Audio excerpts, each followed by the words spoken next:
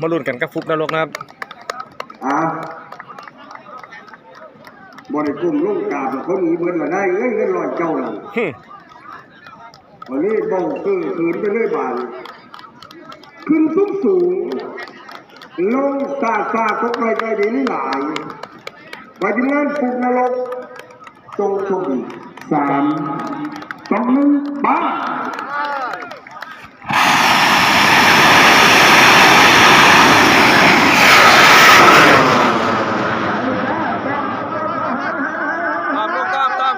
ต้อมสวยงาม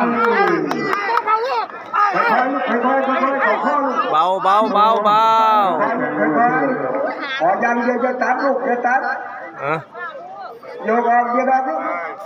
เลื่อยไปเลยถอนแขวลูกเบนออกซาแล้วมันเขาได้ไปนี่สองสวยงามครับทีมงาน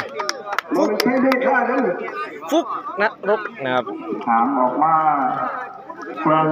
บินในสูงนะครับบินในสูงแล้วลุ้นกันไปนะครับ